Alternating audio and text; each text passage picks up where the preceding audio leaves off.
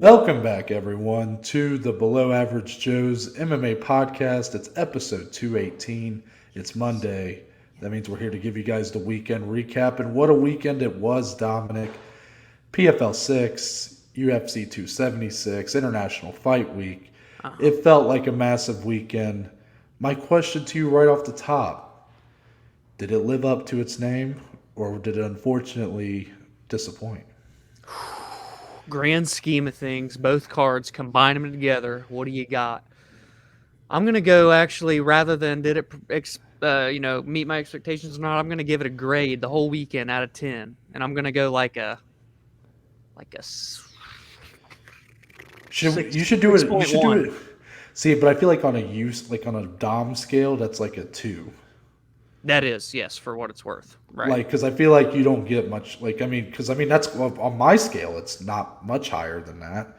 Yeah, Like, we kind of have to grade on a curve almost because we generally enjoy just having MMA in our lives at all. yeah. So, a 6.1, is that what you said? Yeah, yeah. To me, that's like not a passing grade in this True. instance. True. And if I had to give it a grade, well, it's hard when you put PFL in. Is PFL a positive contributor or a negative contributor? Because that's a tough one. They've had so much shit surrounding their cards. I feel like the I last. feel 3. like PFL was on its way to delivering big, and then the co-main was pretty terrible. Yeah.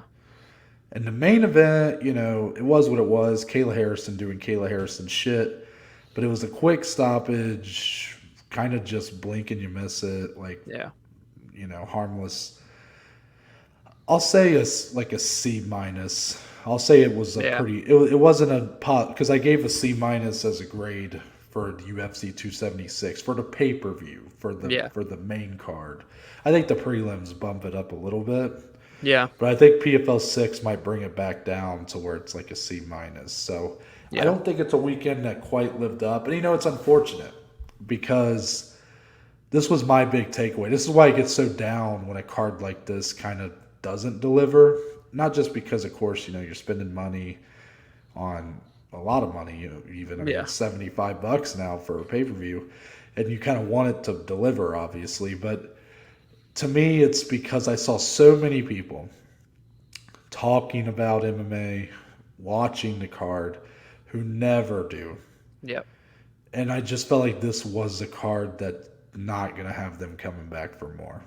Yeah, that's a great description. And this kind of weekend, it's like, while there are a lot of positives, but the less negatives outweigh them and kind of leave this cloud over the weekend is kind of how I'm viewing it. So, in a lot of ways, it's like the big headliners, right, outside of Volkanovski, but like the main event, Sean O'Malley. Yeah, it's a lot of negatives kind of in that range. It's not a lot of the big positives are smaller stories in the grand scheme of things. So that's why the negative kind of, if you go like proportionally, I would say there's probably a lot more positive takeaways. Yes, but if you just go off of like what was supposed to be the big selling point of this card, let's just go ahead and transition into the main event because we're kind of dancing around the subject. But Israel Adesanya, he does make the 5th defense of his UFC middleweight title.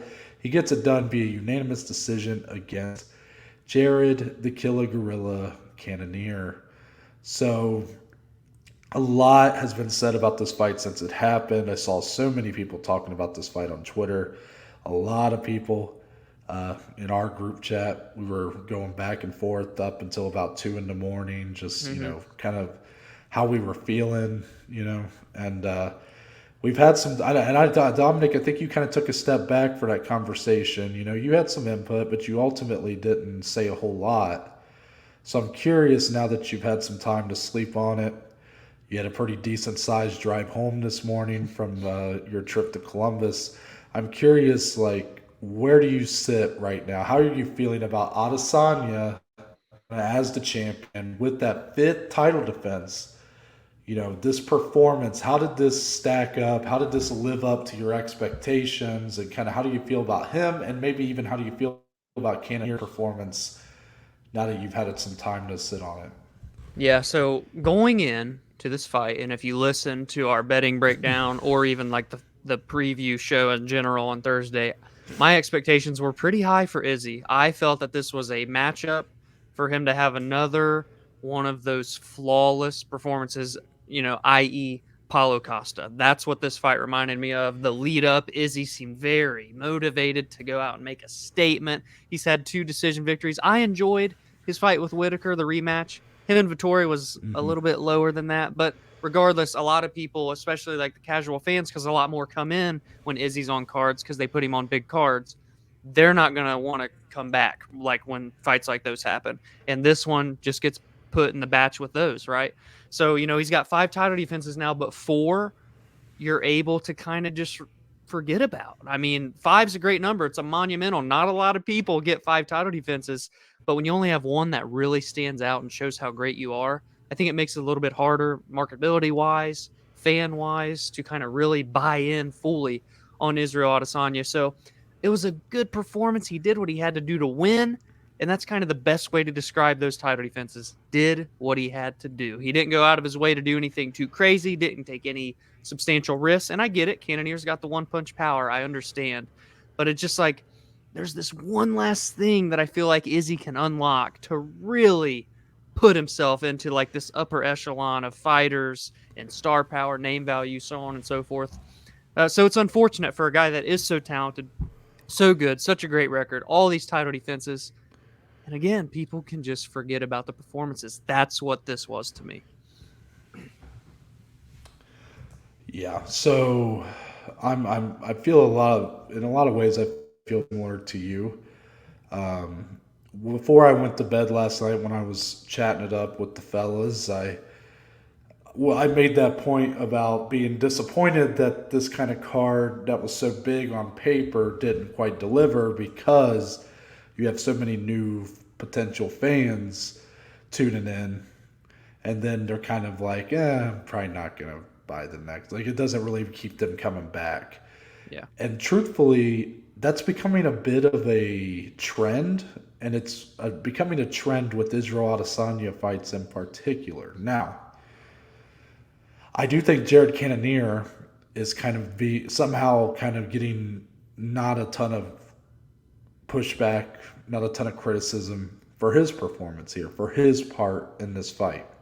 Yep. I understand he was a pretty heavy underdog, but you have your lone shot probably you're ever going to get at having UFC gold wrapped around your waist. Yep. And he just was content with riding out a decision. I really feel that way. I will admit he had more success than definitely Paulo Costa had. Yeah. More success than Marvin Vettori had. Then he kind of falls squarely behind like Whitaker in the second fight. Yeah. I mean, I guess behind Yoel Romero, I don't know. That fight didn't happen in my eyes. So yeah. So it's like he did some decent things in rounds 3 and 4 with the clinch and, kind of getting up close and personal in Izzy's space, using his strength to kind of hold Izzy up against the fence, landing some dirty boxing that way. But nothing really substantial. Yeah. And outside of that, I mean, he literally just rode out 5 rounds at a kickboxing range with one of the best strikers the UFC has ever had. Yeah. I'm sorry, but that's just not good enough for me. Like, I really thought he was going to go for it. I'm not saying he's got to be stupid and, like, reckless. I'm not saying he's got to go in there and fight like Dricus du Plessis did in his fight. Yeah. But you just expect a little bit more out of a guy who worked so hard to get this title fight, did it the right way, and then he just was content with like losing a pretty one-sided decision. I mean, I don't know if some people thought this fight was kind of close. I just am not one of those people. I thought it was 4-1. I honestly, truthfully, I shouldn't even say that. I was too tired and bored watching this fight to score it. But I didn't really give Cannonier much, if anything, in this fight.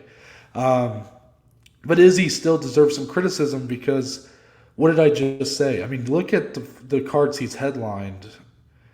A lot of these fights aren't delivering.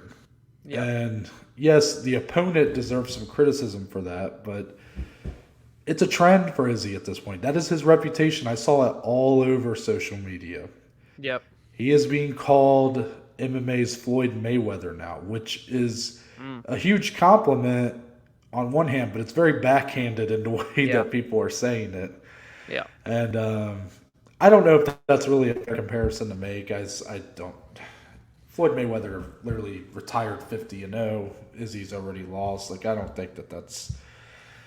I'm not sure if that's really a fair comparison, but I get what people are getting at. That basically Izzy does what he needs to do to win, and that doesn't mean that it's going to lead to the most action-packed fights.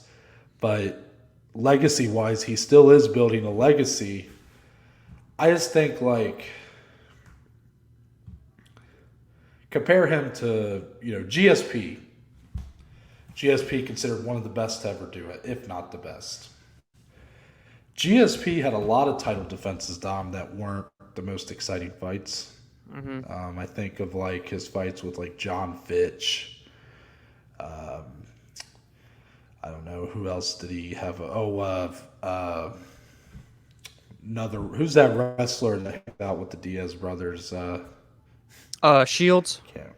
Yes, Jake Shields. Thank you. Yeah, that was a really boring fight, and that was like a big one, big card in Canada. But overall, GSP still is now considered one of the best to ever do it. He's a fan favorite, even despite some, iffy title defenses. The Nick Diaz fight wasn't all that great. I don't know if Izzy is going to have that same kind of path. But what I do know is this. GSP was very consistently dominant in how he went into fights. Yeah. At his best, even if it wasn't the most exciting, it was sort of like what we saw from Volkanovski, which we'll get into, where it was simply you were amazed at how dominant he was able to be over the other man.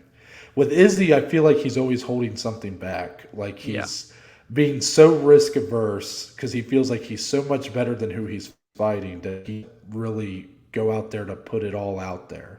Yeah. And it's just not very fan friendly right now. Things can change, guys. I mean, for all we know, what's going to end up happening is he's going to fight Alex Bahia next, which is a very exciting fight, I must say. It's going to be a lot of anticipation for that fight.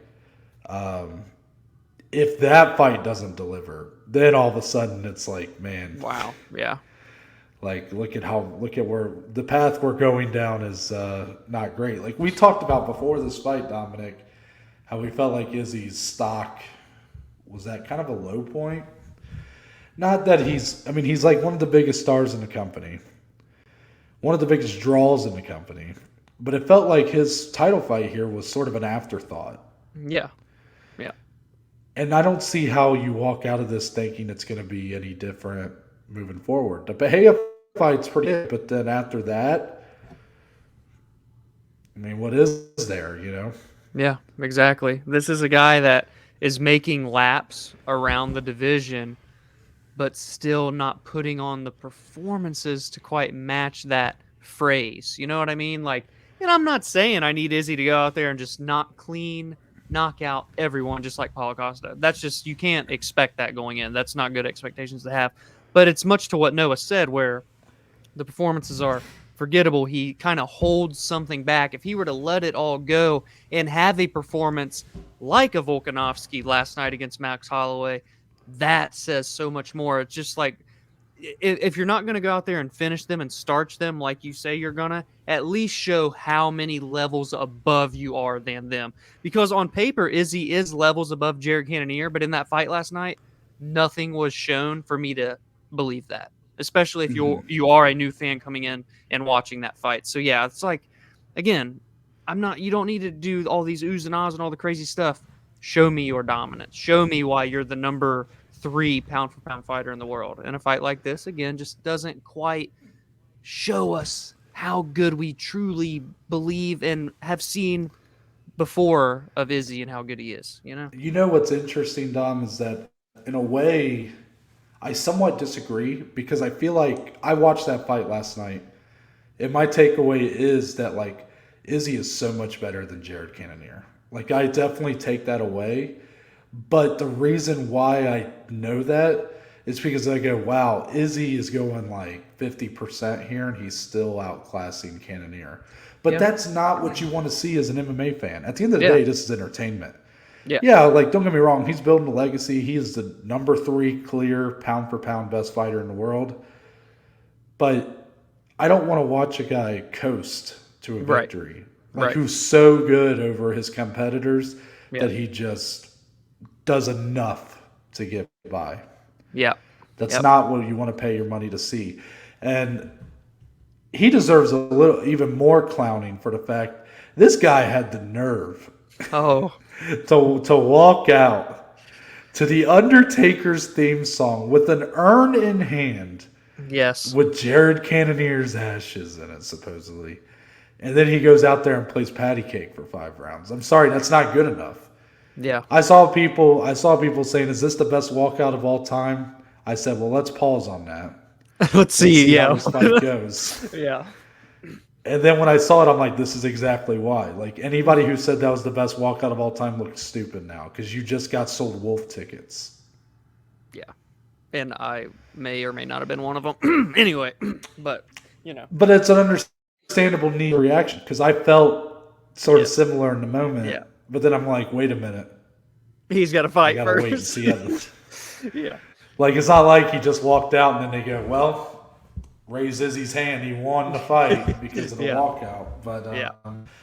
yeah, this just was a weird one. And it's kind of amazing that Izzy is as popular as he is when you consider the fact that, like, I mean, his rise to the top was strong. Don't get me wrong. Yes.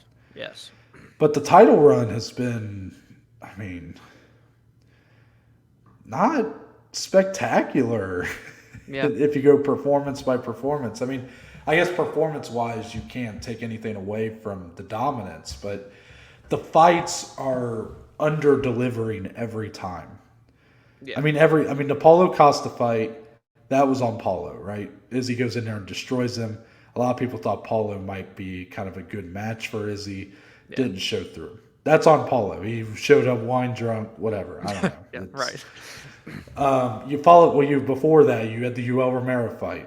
Both guys deserve criticism for that one. I mean, that fight was terrible. Yeah.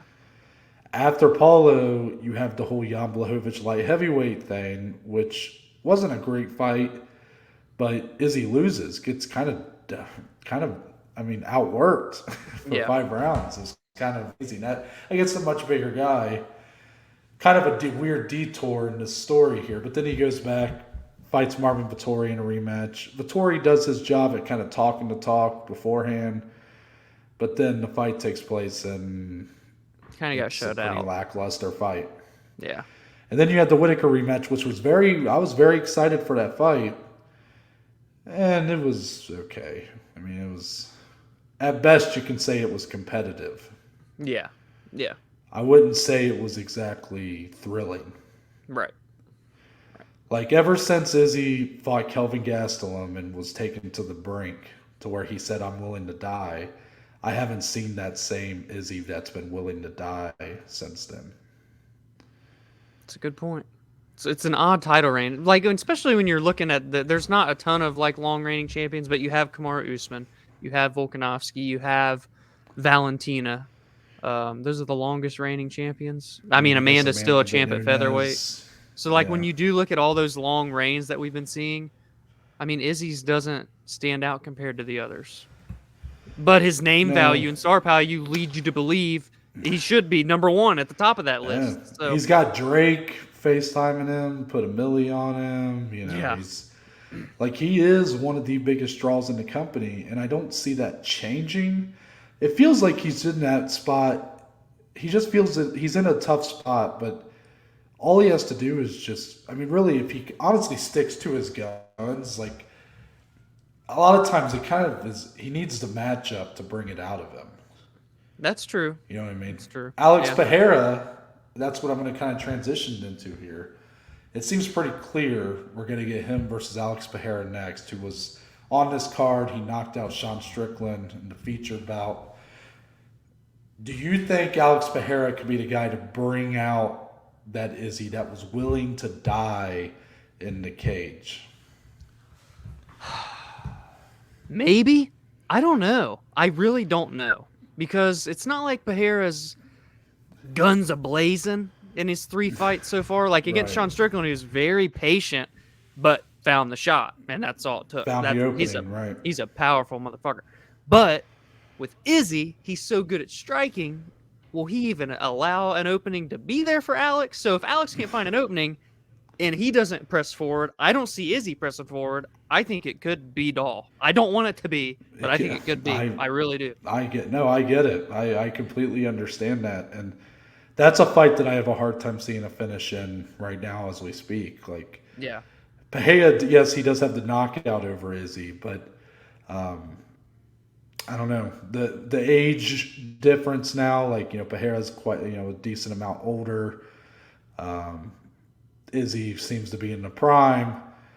I think Pereira could give him a good fight, but again, when I say a good fight, I think it could be very competitive, but I'm not exactly anticipating a thrilling affair. Yeah, I think, and you have to kind of think that way right now. I think you do.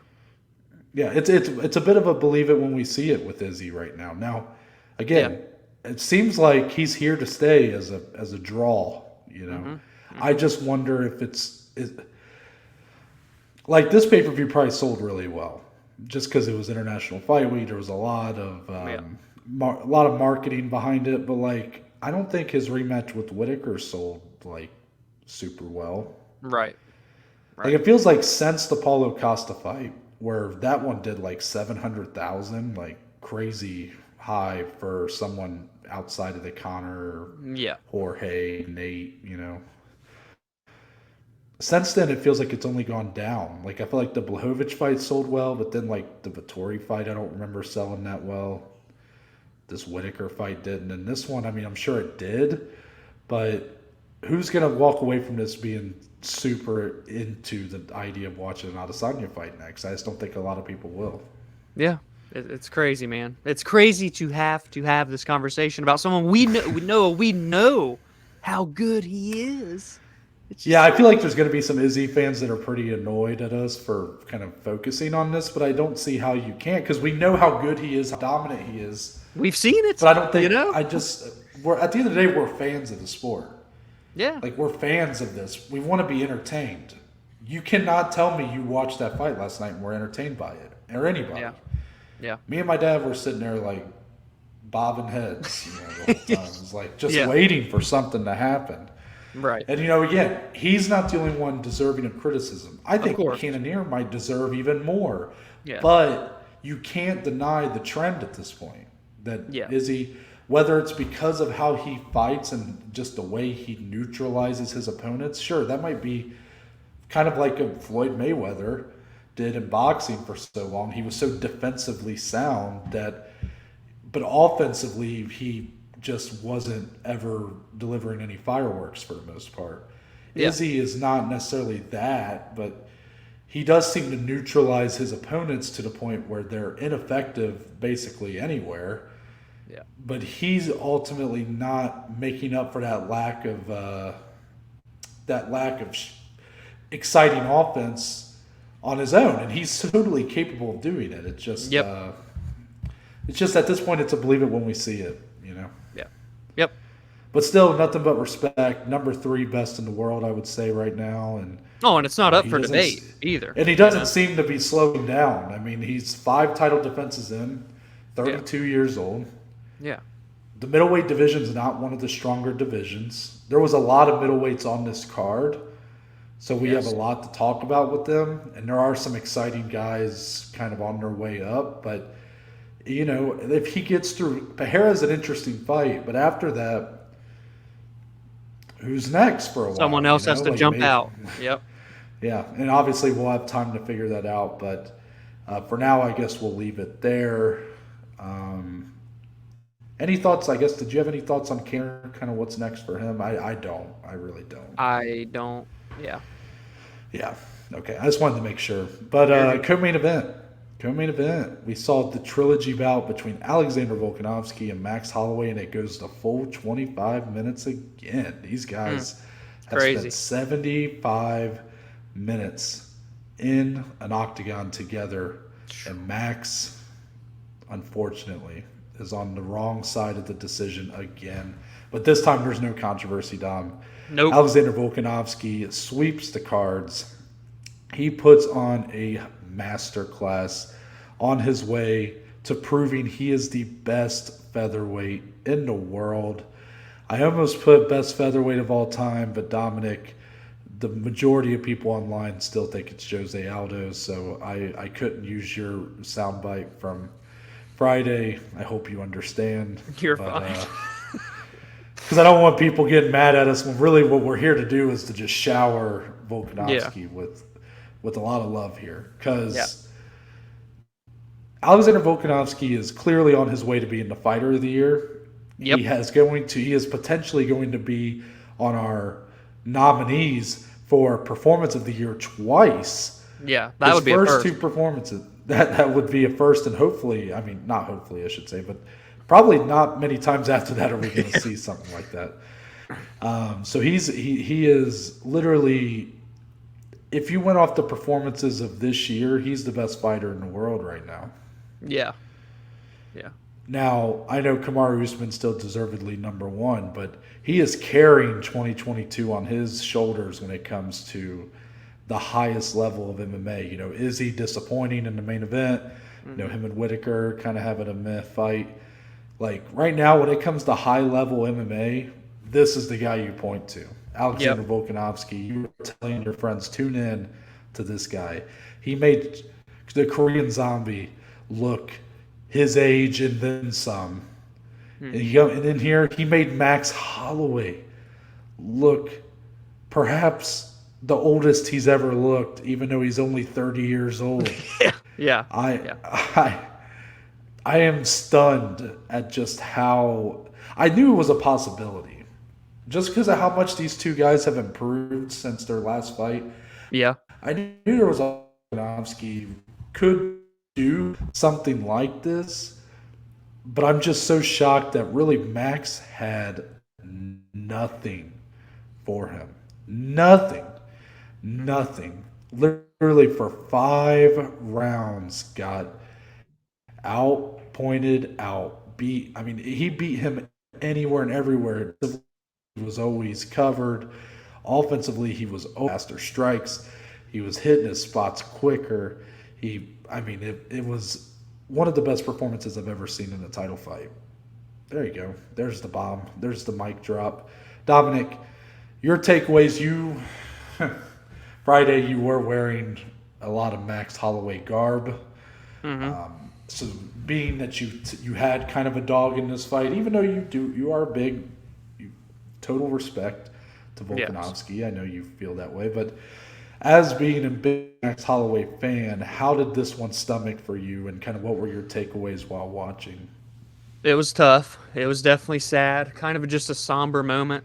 You sit there, you're like, huh. Max is great, but Alex is just that much greater. You know, that was what this was. Volkanovski is the hardest puzzle to piece together, to solve in the UFC right now. He's 12-0 in the UFC. He's won 22 straight fights in a row if you go outside of the UFC, coming all the way in. It's unbelievable how good he is, and it continues to get better and better and better and better. It's unbelievable. The title reign that he's putting together, the performances that he's starting to put together, the respect that he is finally earning. It's just great. It's great to be able to witness something like this. It's truly greatness in front of our eyes here. He's becoming one of the all-time best featherweights. Obviously, he's top 3. He's going to be becoming one of the all-time greats in the sport if he keeps going on a pace like this. So, as a Max fan, it was a hard pill to swallow. But again, like Noah said, you kind of knew this was a possibility because of just all the time that they've had spent together. And while both have gotten better since the rematch in July of 2020, Alexander has just gotten even more so. So yeah, it was just quite the performance. Again, like 2 performance of the year contenders back to back by the same guy in title defenses. It's just he's in a level of his own right now. He really is. Yeah. And he's shutting down this 145-pound division. It's crazy. I mean, he completely has it by the balls right now. Like there's just Yes. no other way to put it. I mean, you beat Max Holloway 3 times, and nobody can beat Max Holloway besides you. Exactly. Not to mention when you fight Brian Ortega or Korean Zombie, Yeah. you are outclassing them for the majority of the fight. This guy is, like you said, in a league of his own, and each time out, it's like there's something new. There's a new wrinkle. Yes. Or there's just a new, like, there's something just added to the table. And this one had to be the speed, right? Had to be. Yeah, I mean, well, yeah, like it felt like against the Zombie, it was the power, the precision, and here it was more of the speed, the ability to get into the pocket and get out without taking really any shots from Max Holloway. In a lot of ways, Dom, like I know it hurts as a Max fan, but I almost feel like it was an easier pill to swallow, that it was truly just the best Volkanovski you'll probably ever see, and he got swept, than it being like a super razor thin close fight that you could maybe argue for Max, and then he doesn't get the nod again. Like I feel like that's a harder pill to swallow. So this was the kind of fight, if we weren't going to see a finish, and if Max wasn't going to win, this is the way this fight could go, at least the MMA gods, to finally set these two apart for a while. Because we could not afford another razor-thin close decision that could have went either way, where there's controversy.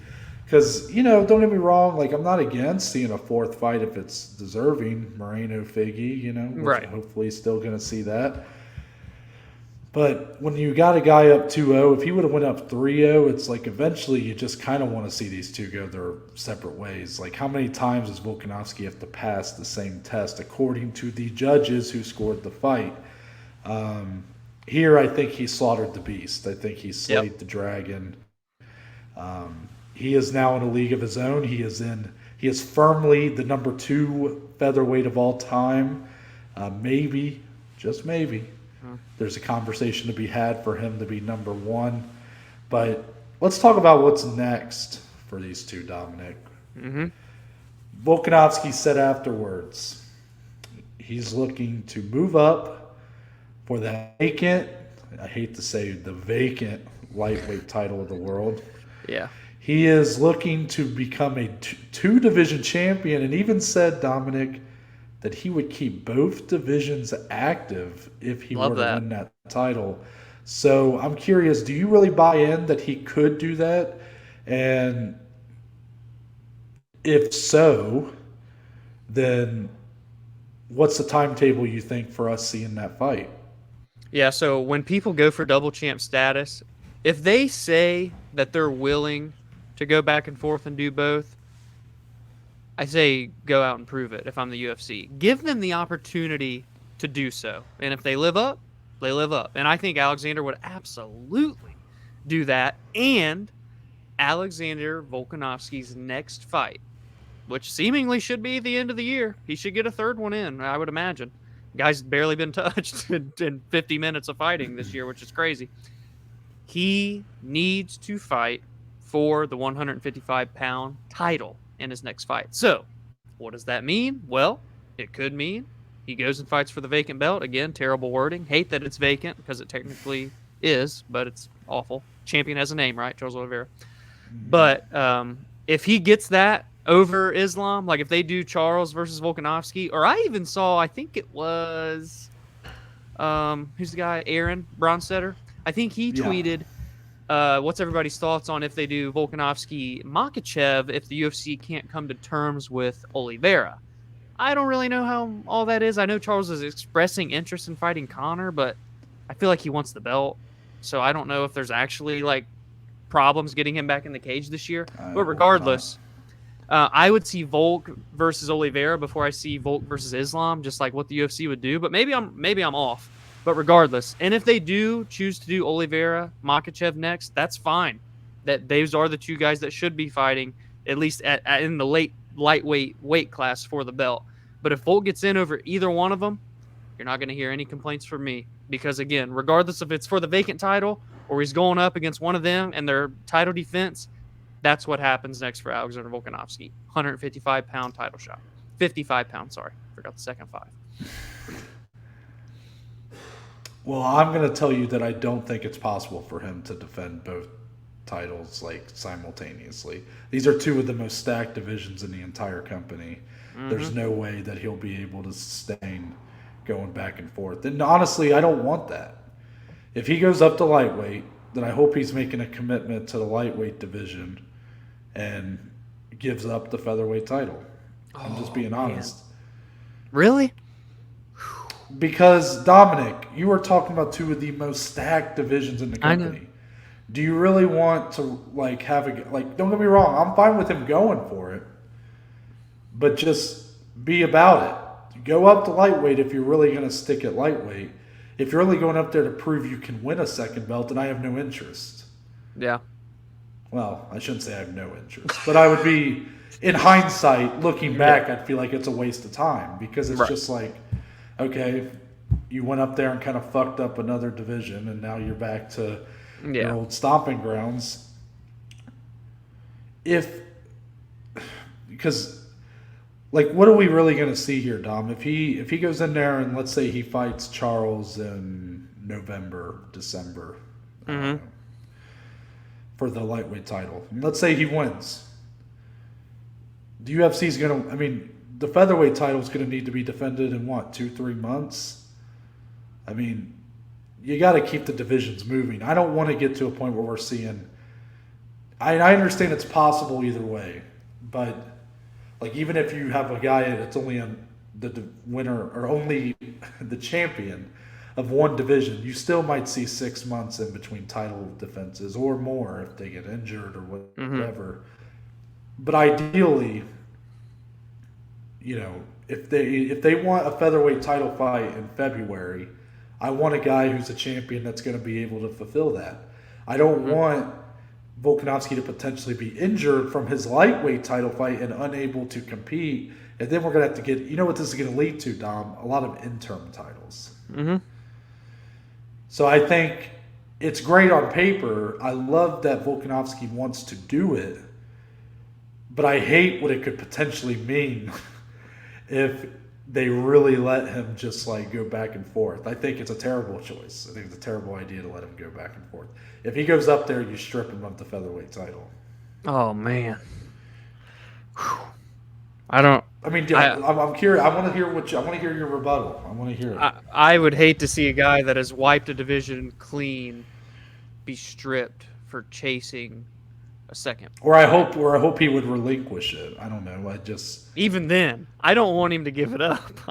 If there's gonna be a new champion at 145, someone's got to beat Alexander Volkanovski. Okay. And I get it. I agree with you. That's what I want to see. That's the preferable thing here. I just don't think.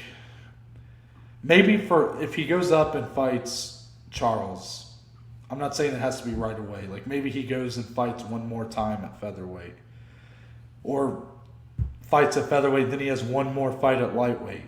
He is going to need to commit to a division, to be a champion of a division. If you want to go back and forth, Anderson Silva kind of mixed it up and waited a couple times, but that's just because he had done such a good job of cleaning out house. I think that Volkanovski still has some matchups at featherweight. Yes, he is on his way to clearing house for sure. And you're going to have a hard time believing, I'm going to have a hard time believing that any of these guys are going to have a chance against him, really. But I just don't like the idea of, sure, he's probably earned a chance to go for the champ status. But what do we always see with these guys when they usually relinquish or get stripped of the other belt? Because it's not sustainable. These are two of the most active, action-packed, talented rosters. There needs to be two different champions. It's not sustainable. Yeah, I understand. And that's the last thing you do want in two great divisions is for any sort of holdup. In the ideal world, there is enough time to where one defense per year is good enough. One defense per weight class per year as a double champion. No, I disagree completely. No, I'm saying that's the type of state you need the divisions to be in for it to be sustainable as a double champion. I don't agree with that either. I don't agree. Like, I think you have to have multiple title defenses in a division each year to be like in a good place. No, I know that. I'm saying if he's going to do it, the division has to be in such a state where there's only one new guy that emerges. Oh, okay. So if he's wanting to go back and forth. Because when Amanda's been the most successful at this, we realize that. Right. But featherweight, one a year was fine, if that. Because there wasn't competition in bantamweight. What's funny is it felt like she was getting more featherweight challengers than bantamweight for a while because bantamweight just wasn't. Nobody was standing out. Exactly. So I just think I think that's why I think it's just going to be hard for someone to replicate that in these weight classes. Exactly. If someone like if Davison decided to go up to bantamweight. Like, I could see him being able... Because flyweight, even though it's very talented, not the most deep of rosters. Yeah. So there's just less guys. So I could see someone at flyweight moving up to bantamweight. You saw Henry do that. He defended both.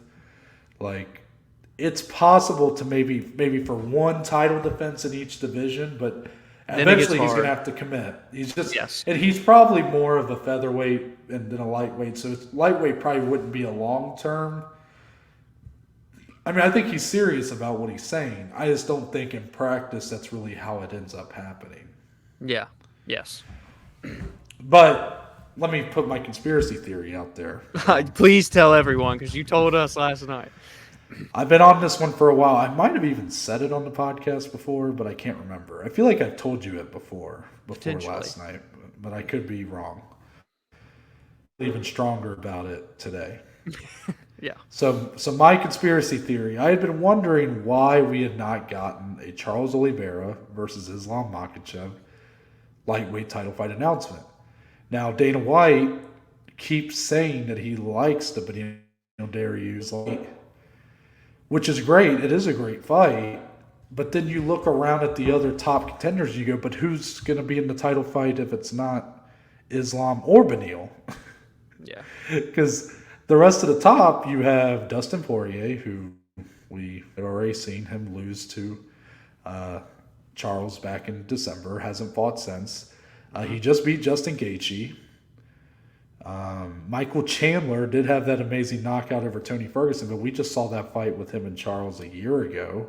Yep. I don't think we need to see that again. Who am I missing there, Dom? I mean, that's everybody. That's your top of the division right now, and then you have Islam and Benil, who are the two new kind of guys to put into a title fight. But Dana seems interested in putting them together. And if they're serious about wanting Charles to fight, Charles is wanting to fight before the end of the year. So this whole Conor McGregor going to get a title fight thing, Conor's not fighting this year. I'm just saying. It's not going to happen. He may fight early next year, but I have no doubt in my mind we will not see him in 2022. So if Charles is serious about wanting to fight in October in Abu Dhabi or November or December, because I heard they might be trying to do a Brazil card in December or something, then it's either you do the Islam fight or probably Islam at this point, or you wait to see what happens at International Fight Week, because there is a guy who has been talking about wanting to move up in Alexander Volkanovski, who is a dominant featherweight champion. See how that fight goes, and then make your choice. Yep. So I think the UFC watched that fight very closely, and I think after what we saw Saturday, UFC is going to be committed to getting Charles versus Alex for the vacant lightweight title, and we're going to see Islam versus Benil probably in October. in Abu Dhabi, I would say. Some people might not be happy about that, but I think that is why the UFC had held off on making any sort of decision. And I think that's why Dana, when he has talked about it, has been so keen on this matchup between two guys who would be the two guys to put in a title fight right now, because I think they've had their eye on Volkanovski in that lightweight title fight. I think that's the fight you get. Those are the two fights you get. And then the winners will hopefully fight sometime in the spring. The tinfoil hat has been on. Call me Alex Jones, motherfucker. I mean, come on. They're putting something in the water. It's turning the frogs gay. You know, I'm out. I'm just out here, man. I'm just right. Yeah. Let's talk about Max Holloway, Dom, because this is he is in a tough spot here. Very. This is 3 losses in as many tries against the champion of the division. He is the former champion of the division. He seems to destroy anybody who is not Alexander Volkanovski in this division. You look at the performances against Calvin Kattar, Brian Ortega, Rodriguez. There's just a lot of these guys that he is kind of running through. And if you're the UFC, you have a decision to make on, well, if you have a guy like Josh Emmett, right? Josh Emmett seems pretty primed to be a potential title contender. Like, he's a fresh matchup. He's got a decent winning streak, good resume. He seems like a guy you might throw in there in a pinch to like Volkanovski right now. Yeah. But do you risk losing him by putting him in a main event with Max Holloway, and then Max potentially disposes of him the same way he has your other guys? Yeah. So, I think Max is going to be moving up here, Dom. What do you think? I think first quarter of 2023, Max returns against someone else returning to the UFC. I think him and Conor McGregor fight. Yeah. Okay. I do. I'm not super confident, but that's what I feel is that's what's most realistic for Max. I'll put it that way. Conor always is going to have options. We get it, right? But to Noah's point, for featherweight, the UFC knows how good Max is.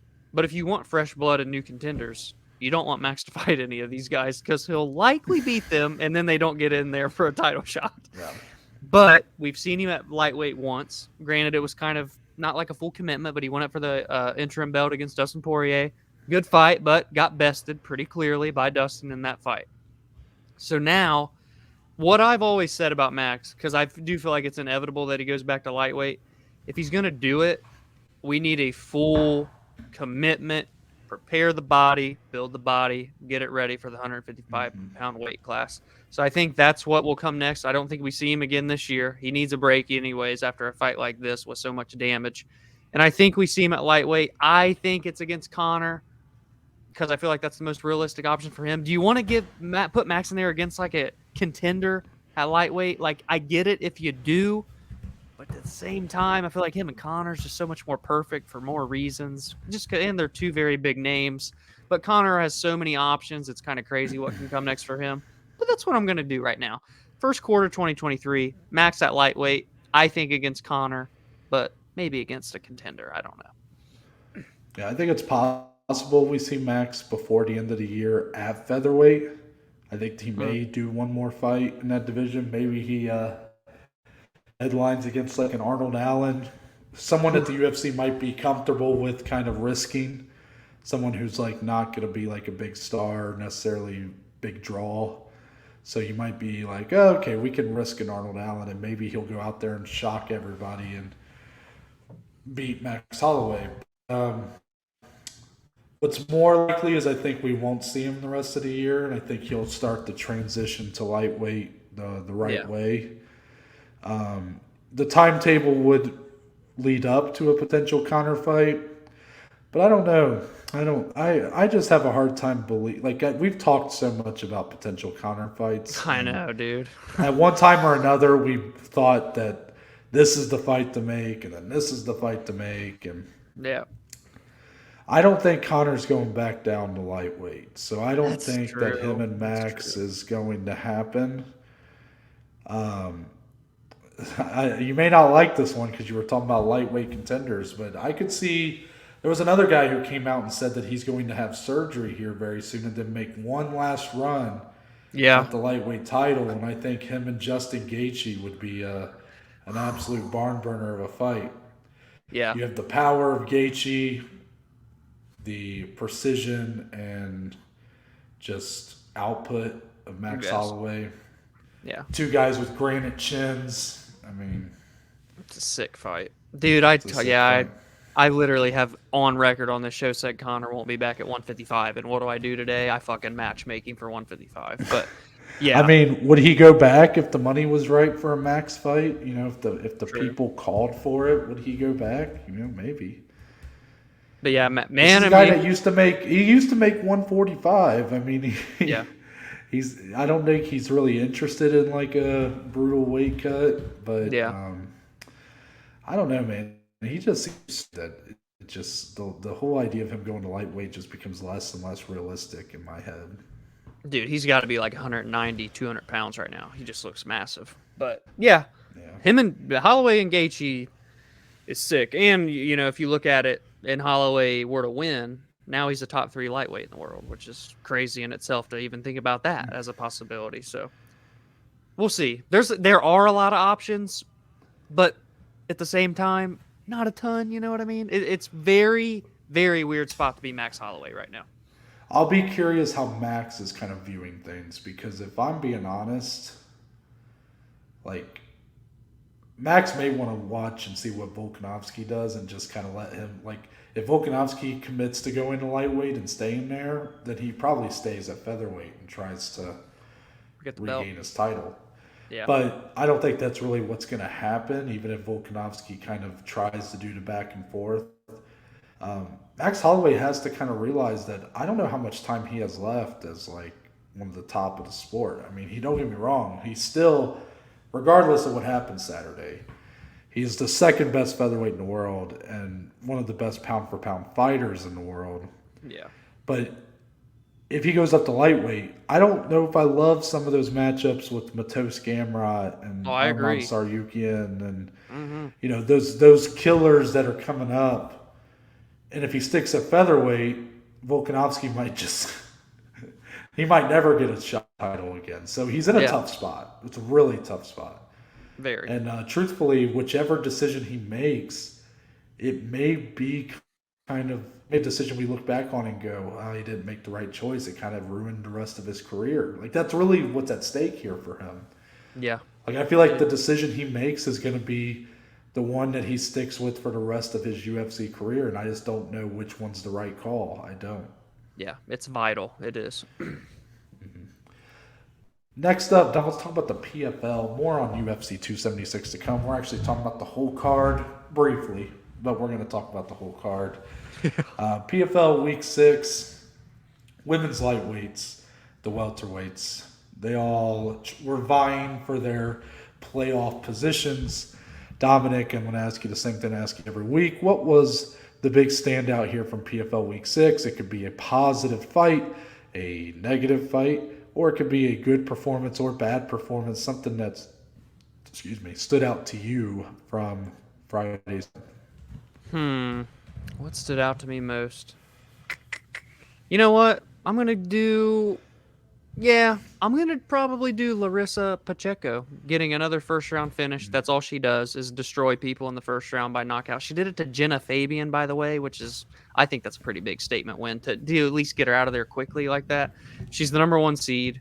Yes, she's faced Kayla twice. Yes, she's lost to Kayla twice. But she presents a danger that you just can't ignore, and it is the power that she possesses. So it's good on her. By the way, I mean, again, she got the number 1 seed here. I know the point system's weird, whatever, but she did better, than Kayla Harrison did. So it puts a little bit more intrigue in that potential matchup happening a third time. But I just think it's been a great year for her, a very big statement year. She storms through people that aren't named Kayla Harrison. So, I mean, really, there's nothing else on this card that was that crazy, because even the other big takeaways, they don't even make the fucking playoffs. So I'm going to go with Larissa.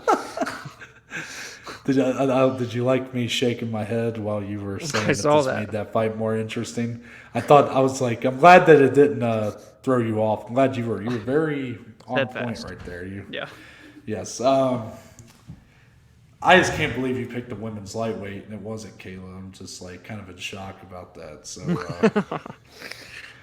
I fully respect you as my co-host. I just think that wow. Yeah. I'm just kidding. Honestly, Dom, I'm actually surprised that you gave it to Larissa because I feel like Martina Jindrova is potentially the most interesting one here because she's Kayla's first round matchup. She did have a Yep. pretty big performance on Friday. Don't think she's going to win, but it's a fresh matchup for Kayla. So that kind Right. of Right. We like the I freshness. mean, Kayla will be a minus 4,500, but it's props. Right. My big standout is going to be we saw Magomed Karimov and Ray Cooper III have big bounce back performances, but it wasn't enough, Dom. It For wasn't nothing. enough. It was all for nothing. Neither of them make the playoffs. That means we will have a new champion and a new runner-up for the welterweight division. True. So I did tweet that. I know Dominic liked the tweet, but obviously he didn't read it because I think that's 2 weeks in a row. acted surprised. But yeah, like Ray Cooper III TKO'd Brett Cooper in 24 seconds. I mean, what a bounce back for him.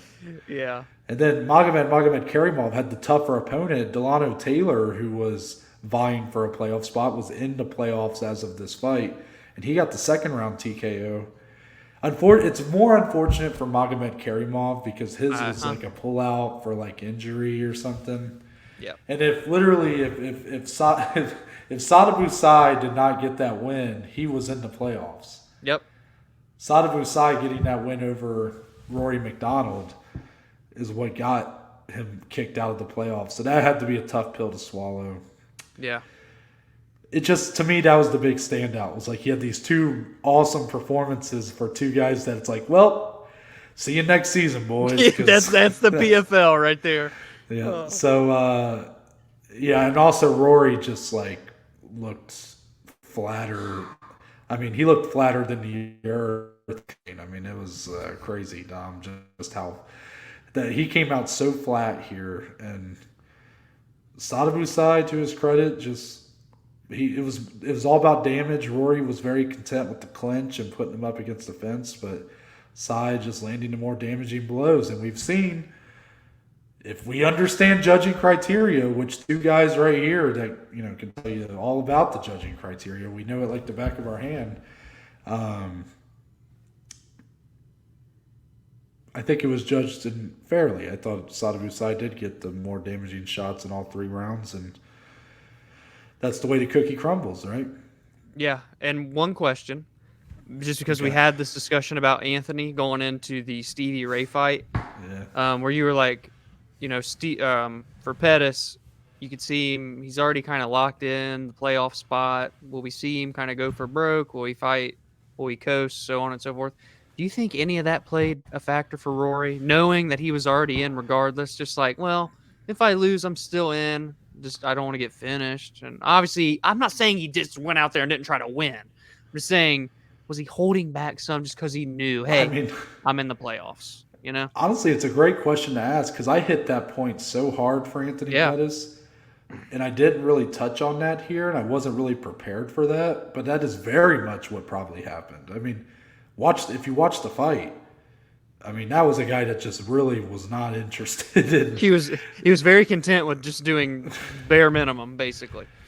Yeah, and I can't blame the guy because again, he's fighting for $1 million at the end of the day. But that's funny that you brought that up because I hit that point so many times with Pettis, and then Pettis actually came out and looked like he was trying to win his fight. And here, I didn't even touch on it, and that was about the flattest performance I've ever seen from Rory McDonald. But for Rory, man, it's so weird. Ever since that war with Robbie Lawler, he left a little piece of himself in there. And he had a decent run in Bellator, don't get me wrong. But, this was the guy that was looked at as the next GSP at one point. He's from Canada. trained with GSP and Faraz Sahabi for a long time. He kind of hit his peak early and has now kind of, he's hovering at as a decent fighter, but I don't know, I keep wanting him more Anthony Pettis disappointed by, because I keep thinking he has more left. And also, he hasn't accomplished what Anthony has accomplished in the sport, Yeah. So, yeah. It's kind of a shame that it feels like Rory sort of just hit his peak too soon, fell just short of winning a UFC title, and now may never recover to the point where he is at that level again. Yep, it's crazy. But as it stands, Rory is your number 1 seed at welterweight, so he will be taking on number 4, Magomed. How am I going to say this name? Umalatov, who had a big knockout, right? I'm pretty sure had a big knockout. Yeah, I forget who he knocked out, but yes, I think it was Jara Al Salawi, who I was excited to watch, and then he got knocked the fuck out. So yeah. Also, we'll see Sada Busai as the number 2 seed taking on number 3 seed Carlos Leal. So Carlos Leal, funny enough, he was on this card when we previewed it. And then by the time the fight came around, his opponent had pulled out, and he got an automatic 3 points because of that. So thank God for that. Yeah. So Carlos Leal is still in the playoffs. He only fought once. This welterweight division's been a mess this season. Yeah. But I actually like the matchup. Sada Busai, Carlos Leal, that'll be fun. So yeah, I'm excited agree. about that. Women's lightweight, Larissa Pacheco, as you mentioned, number 1 seed. Number 4, Elena Kolesnik. I don't know who that is, but Godspeed. And then Kayla Harrison is your 2 seed, taking on number 3, Martina Jindrova. I'm at least excited to just see Kayla get a fresh matchup. That's all I can say. Yep. It really is all you can say. I agree. Yeah. Let's talk about the fight announcements. I'm probably going to skip one of these. Angela Hill, Dom, is going to be taking on Loopy Godinez on October 15th. That's the day after my sister's birthday, so happy early birthday to my sister. But yes. What do you think of this fight? Loopy Godinez, the former LFA women's flyweight champion. She's had a pretty fun run so far in the UFC, and now she's taking on one of the most fun fighters in the division, and Angela Hill. And I said flyweight. I think strawweight was what I was looking for there. I love it. You sent this to me and said you loved it. I love it. Loopy, all signs point toward a future title contender at 115 pounds for me, for Loopy. That's how good I really believe she is. And what better way to introduce yourself into the top 15 than have to try and beat Angela Hill, regardless of what her record is and how many losses she has. There's no one that grinds and fights better, harder fights than Angela Hill. She will go up against anybody, doesn't care what your name is, if you got a number next to your name or not. And that's why she will always have my ultimate respect. This is a very, very hard fight for Angela, but not an easy fight for Loopy to introduce herself to the top 15. Checks all the boxes for me. Well said. Let's move on to tidbits. So Daniel Cormier got inducted into the UFC Hall of Fame on Friday. My guess is that Dominic did not watch because he doesn't watch anything. He doesn't watch anything for the tidbits. I'm 2 for 2 on tidbits, finally. Okay, so Daniel Cormier admitted in his speech, Dom, to holding the towel to make weight for a title fight against Anthony Johnson. The whole towel gate, he denied it for years. He has admitted it now. There was a few people who I respect in the community, who were very upset at this. I'm curious where you fall. Do you really care? Is it really that big of a deal? It is odd. I saw someone tweet and say, it was one of the journalists I follow. I can't remember. Was it something about the Olympics? Yes. Yeah, that's the one. I respect that guy, but I thought he pulled a little bit of a Karen, I felt like, on the whole thing. I did initially. I thought it was hilarious. I'm like, holy shit, this is funny. Getting the crowd going, Hall of Fame. Here you go, spilling all the beans. But then, the longer I've sat on it, I'm like, But I mean, to be fair, we already knew that happened. I didn't need Daniel to really admit. That's exactly how I feel. You know what I mean? So I didn't need him to admit to it because I knew that's what he did. That's the commission's fault for not catching it. Yeah, so that's what's keeping me from really being like, oh, this is ridiculous. This isn't funny.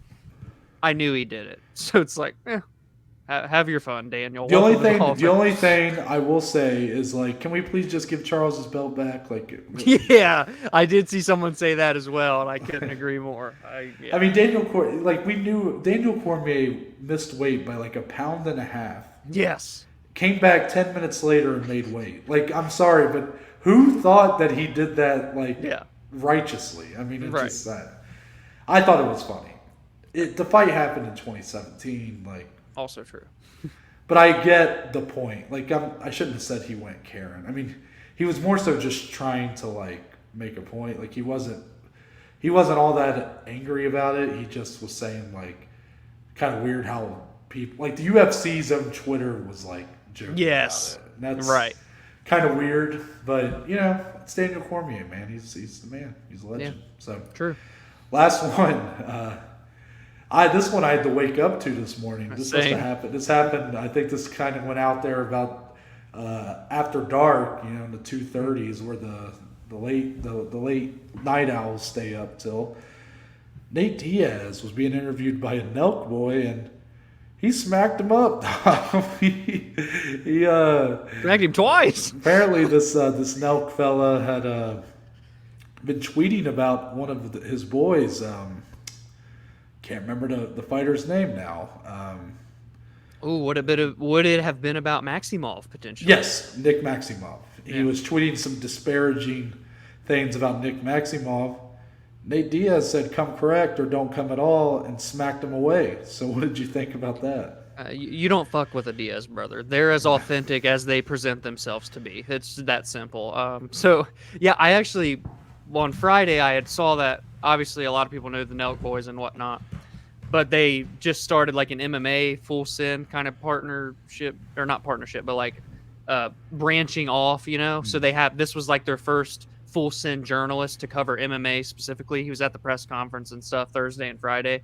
So this is the guy, and I don't know how the interview went, but I did see the smacks. And again, like the Diaz army is loyal to one another. They back their boys. You fuck with one of them, you're going to get all of us coming back at you. And that's what it is right here. So respect to Nate Diaz, as always. Yeah, this is why I'm never going to interview fighters, because I'm going to end up interviewing like Jessica Lauren Murphy. Or Lauren Murphy. Yeah. And they're going to beat the shit out of me. So this is why you'll never see me interview a fighter. I mean, I don't know what this guy said. I'm going to assume that I was more nice. But, it was pretty funny. I do wonder if we're all being punked and this is like just for content for Nelk, because they would totally be the type to do that, you know. Very true. Very true. Another conspiracy theory, Noah. You're on one today. I can't say I'm the one that found it. I did see like Tommy Toehold was the one that brought that one up. So it was Tommy Toehold was having a time with this video. It was cracking me up. He's like I can't help but feel like we're all being fucked with. Yeah. Yeah. Well, on to the rest. Let's get into the rest. So whole card we're going over here. Yeah. So let's start. Alex Pereira, first round knockout of Sean Strickland. How surprised were you by this knockout? A bit more surprised than what some may think, because Sean Strickland, regardless, love the guy or hate the guy, won the press conference on Thursday night, by the way, if you guys count who wins press conferences. Mm-hmm. He's number 4 in the world. He was on a 6-fight win streak. He was really fucking good. And Alex Pereira knocked him out cold. That left hand was so unique, it kind of came over top. Then it's Sean gets up. The same punch that knocked out Izzy in kickboxing. Well, there you go. This is my tape reviewer right here. I also tweeted that. Dom liked it, retweeted it, but evidently didn't read it. And so Sean gets up, and then Alex goes boop, boop, with the right hand back to back, slept him. Oh man, it was a nasty knockout. Sean protested as he was stumbling over. It was a good stoppage. Alex Pereira is 3-0 in the UFC, has 1 win over a top 5 opponent, and now he's going to fight for a title. Pretty crazy rise, but I'm here for it. The history's there, as Noah's already mentioned with the kickboxing fights. So, yeah, Sean probably should have wrestled. He said beforehand he was gonna. He didn't, and he paid for it. That's all I can say. Yeah, he said at the press conference what went through his head for those first 3 minutes. He was, like, surprised at how easy the fight was going. He's like, I'm going to easily win this. He's like, I can't believe it. and then he said he got caught. Yeah, like So, it was big kind mistake. of nothing really happened until No. it happened. Like he kept saying, he's like, I felt like I was dominating the exchanges. I was like, what exchanges? I don't remember seeing. It was that pretty many. relaxed, nothing. Yeah. Literally, like the first big punch of the fight is what put it away. So that's a tough loss for Sean Strickland. It is because he didn't have to take that fight, dude. Like, again, No, if you love him I or mean- hate him, respect for taking that fight. Really. Yeah, for sure. And he won the press conference. It felt like this could have been a big Oh yeah. Oh yeah. opportunity for him, to really, honestly, walking out of the press conference or turning off the press conference since I wasn't there, I almost got more excited at the idea is fighting Sean than him fighting Pereira after that press conference. And Yep. after that fight took place, I'm like, well, guess that's not in the cards anymore. Yeah. So we'll see. Awesome knockout for Pereira. Literally the same fucking punch, the overhand left that put away Izzy. It was just incredible to see that. Shows how powerful that man is, dude. Any way that us in the MMA world, any way we can find to mention Izzy being knocked out by Pereira, we do it. Including he landed the same punch on another guy. I mean, Oh yeah, can't wait to hear the lead up to that fight and how much we have to see the replay and all of that stuff. So, but it's a big fight. It is. we might have to do a shot challenge for that one. Take a shot every time. We gonna be gone if that's the case. Our fight of the night winner went to Brian Barberena and Robbie Lawler. They went after it for the better part of 2 rounds, Dom. Brian Barberena gets the win, TKO'd, as a Robbie Lawler stand. This one hurt me quite a bit. Robbie looked so good in this Didn't fight. he? I mean, was Man. just the striking was on point. The head movement was there. What this became, Brian Barberena is such an interesting, skilled fighter because he is skilled when it comes to his ability to pressure and his ability on the feet. And he's a tough ass dude. He's got a granite chin. He lets you get tired of punching him in the face and never goes away. So Robbie, I think, had basically kind of gassed himself by simply punching Barberena in the face for 2 rounds. And Barberena never stopped coming forward. So once Robbie did look a little gassed, Barberena put on the pressure, landed a few really good shots, had Robbie out on his feet. Ref had to jump in and save him. It was a tough pill to swallow. But, man, I don't know if you saw, Dom, I had put a meme out on our Twitter earlier this week. That was great. I felt like tweeting that photo again. Because, Robbie, win or lose, just always in fun scraps. And Brian Barberena, credit to him, biggest win of his career.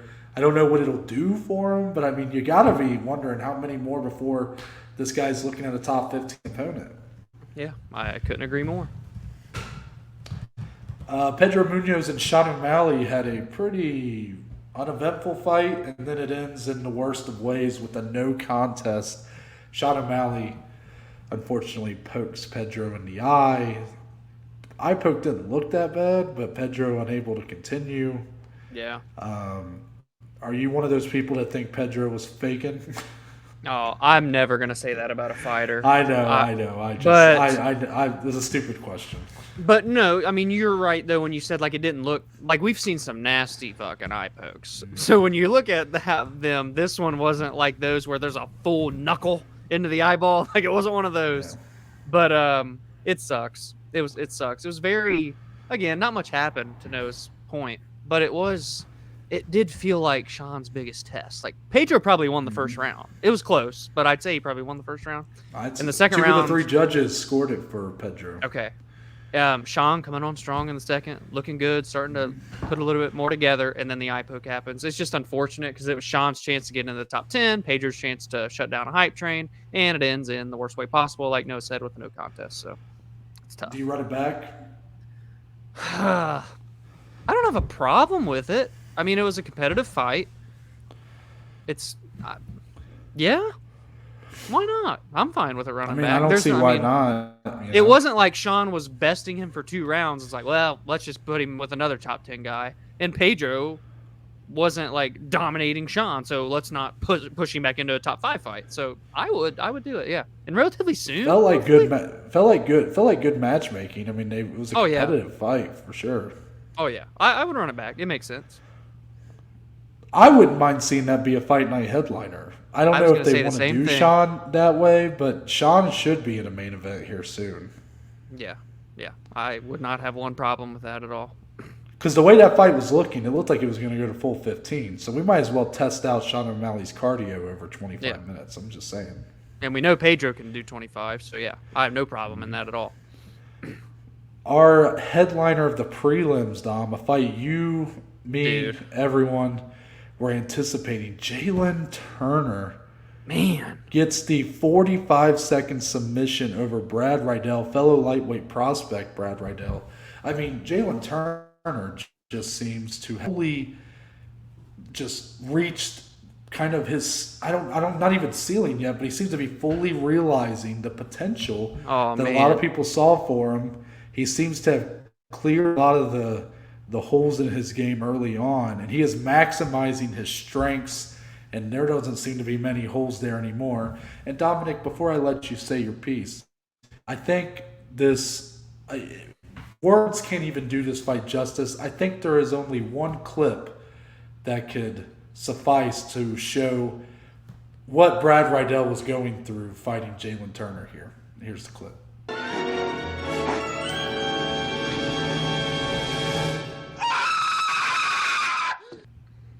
There it is. So there it is. And Dominic, your thoughts on the fight? Well, for what we got, 45 seconds worth. I first off, bet slip wise, I regret taking Jalen Turner off because I had him on originally as a money line play. Anyway, it's fine though. He looked great. He's so long. He's so powerful, but he's so good on the ground. You heard him with too. the first punch. Yes, it was a massive right hand. To do that against Brad Riddell, world-class kickboxer, man, to hurt him like that shows the power that Turner possesses, and he's just so damn big for lightweight. I can't wait to see this guy attack the top 15 and see what can come of him. He's still only like 20, late 20s, 27, 26, something like that. Very young. And to be 6'3", to have the reach advantage over everybody else in this division, I'm so excited to see what's next for Jalen within like that top 10 area. And Brad Riddell, again, your only 2 losses in the UFC, Rafael Fiziev, who's about the main event against RDA this coming week, and Jalen Turner. There's nothing to hold your head down about. I still like Brad Riddell. I think he is a very good talent still, but it was Jalen Turner's night, and he capitalized on it. A guy who I said was looking a little green in the UFC so far was Ian Gary, and he was taking on his greenest opponent to date, only in name, as Gabe Green. Falls to Ian Gary. Did it again. I think I was a little smoother that time, though. It was. Gabe Green falls to Ian Gary via unanimous decision. And Dominic, I said he was, again, no pun intended. I legitimately meant it when I said Ian Gary had looked kind of green so far in the UFC. He's 24 years old, 9-0. Yes, we know the talent's there, but he hadn't really put like a complete performance together. Like the Jordan Williams fight was a first-round knockout, but Jordan Williams was winning that round. Yeah. Up until he got knocked out at the very end. And then you had the fight with Darian Weeks. As my dad's coming through. So I forget who his second opponent was now. Darian Weeks. Darian Weeks, sorry. Big Todd just comes storming through. That's our first cameo on the show. And Darian Weeks did give him a pretty good fight. I mean, yeah. Gary just didn't look as, polished as a lot of these prospects that we see sometimes.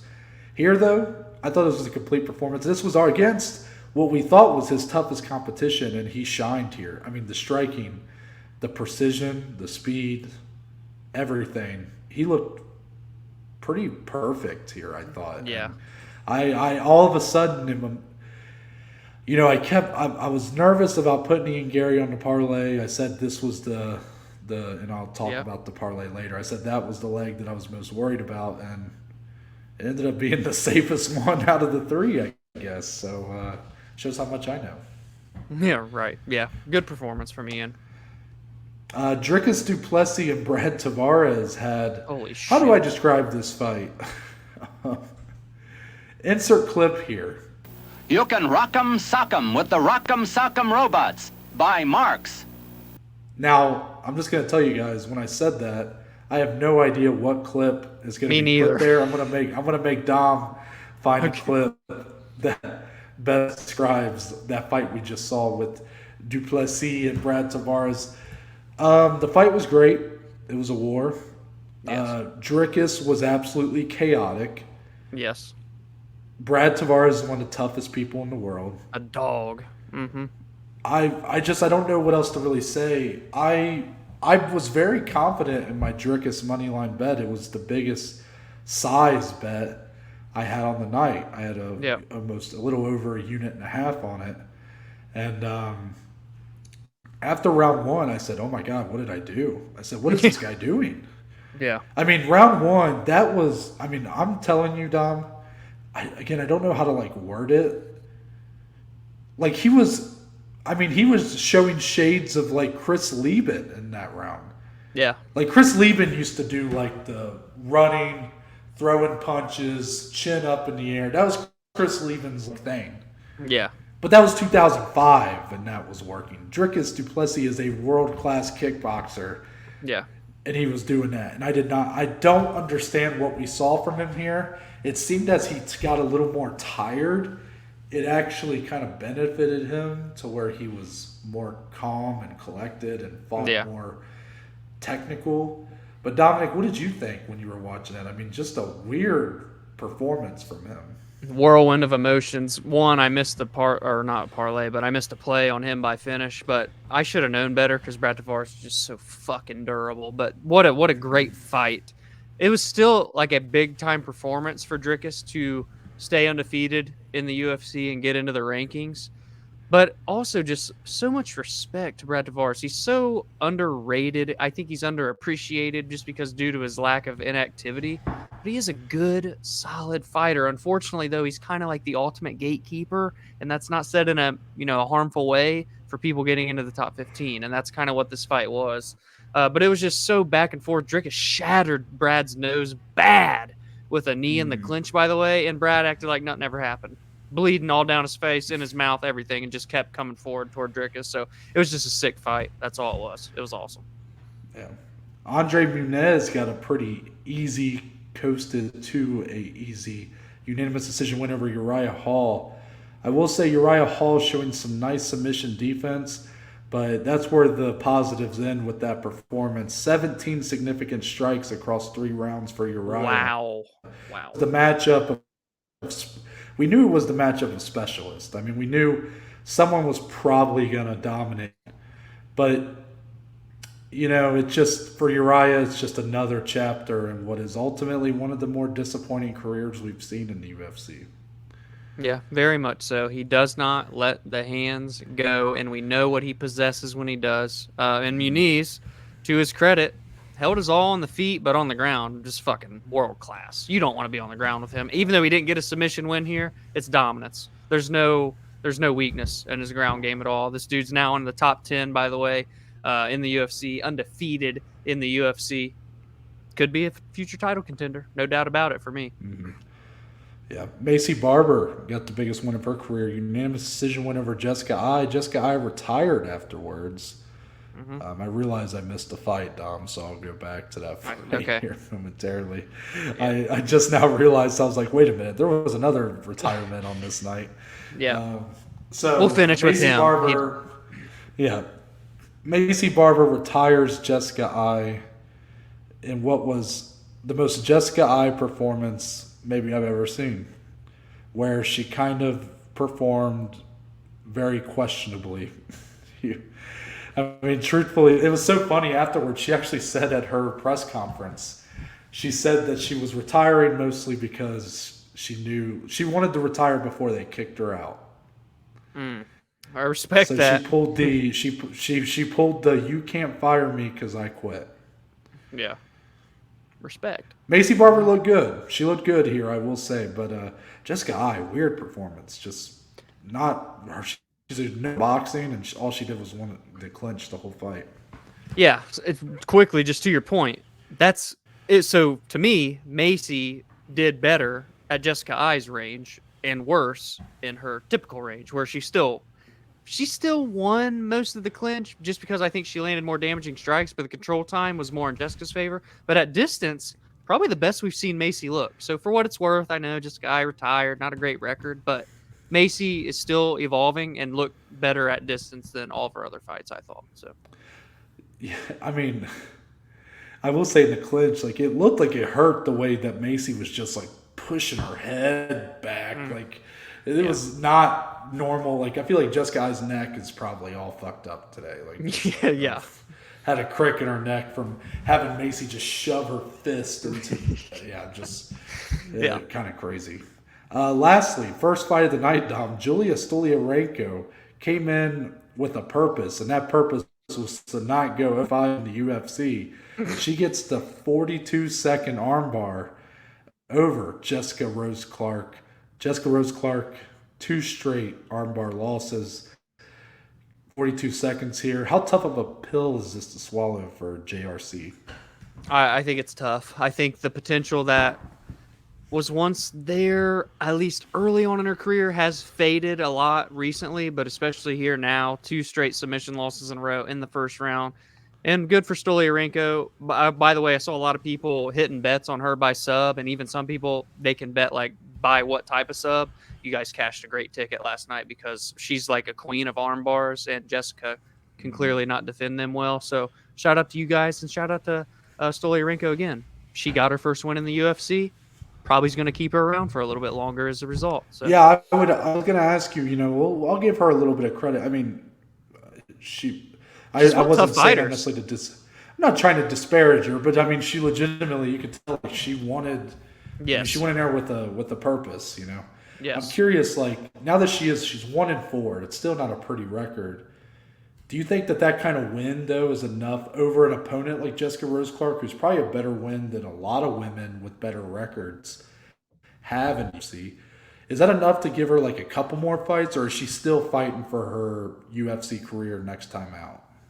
I could see her getting I don't know what her contract is, but I could see 2 or 3 more fights for sure. Yeah, I think even when she loses, it's not like she gets destroyed either. Like she's fought relatively good competition, so I think we see her. She seems to struggle when the fight stays standing longer because if you notice, I think JRC hurt her with the first punch of the fight. So yes.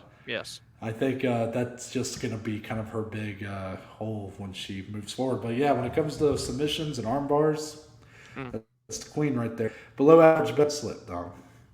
Yeah. Wait, last fight. Sorry. Yeah, sorry. I accidentally skipped over. Actually, I meant to do this, of course. I wanted to shave it best for last. Of course. Jim Miller gets the second round submission. We just need clap. Cerrone. For all around, both guys, legends. Yeah. These are the kind of fights that you just love to see every once in a while. 2 guys. Yeah. You don't know how much they have left, but they have enough left to go out there and perform for the fans and put on a show. These guys had a fun fight.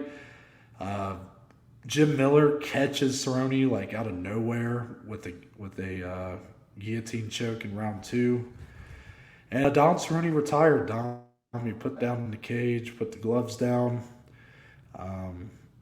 What a career for Donald Cerrone. One of the best to never win a title for sure. Yep. As a newer fan of the sport, admittedly, I mean, I don't know if you still consider me a newer fan or if I've kind of graduated into being, a guy who's been around for a while. Basically, I've been a fan since 2016, which is newer than probably most people. I'll just say Donald Cerrone's run from then through 2018, up until he main evented with Conor McGregor. He was one of the most electrifying guys in the company. He was must-see TV every time he was fighting 4 or 5 times a year. He was always in fun fights. He would win when you thought maybe this was the time for him to lose. And unfortunately, sometimes he lost when you thought this was kind of his moment to shine and win big.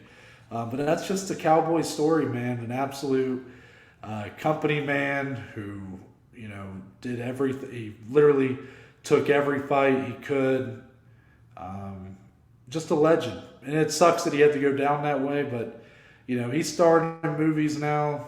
I think he'll be okay. Yeah, he's an absolute legend. We've had the pleasure to meet him, class act guy in person as well. And just, again, never in a doll fight. Always did it for the fans.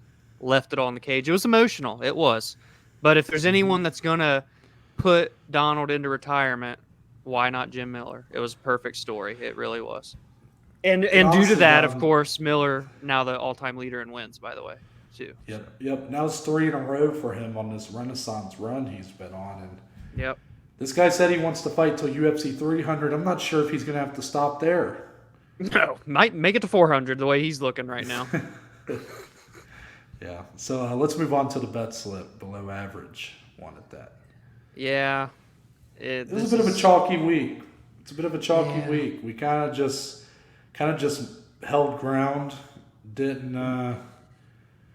we didn't lose too much ground, but we didn't gain any ground. It just it's just one of those weeks. It started out promising, and it felt like as the card, like the main card was a bit harsher to us, and like you look at the parlays. Yeah, I left mine on there, but it turned into a weird thing, obviously, with the Sean. It turned into an Andre Muniz money line at minus 285. For some reason, my parlay still hit at plus 167. So good on them for doing that, by the way. Yeah, I know that might more of an incentive to use FanDuel, I suppose. I don't know. Nothing really that stuck out to me here. Like, I kind of liked everything I played. I mean, Strickland Pereira to start round 3 kind of looks a little silly, but I don't know. I honestly, Dom, I know we didn't come out on the positive end here, but I don't think there's anything to hold our heads down about. No, most of these, I mean, Izzy by KO TKO might have been again, a bit of projecting, just hopeful that the fight would go that kind of way where he could maybe put on a really good performance, but I don't know. I don't see anything here that I wouldn't have bet if I had to go back. I mean, I just feel like it's just one of those weeks that didn't land in our favor the majority of the time. But still, we didn't lose too much ground. We're fine.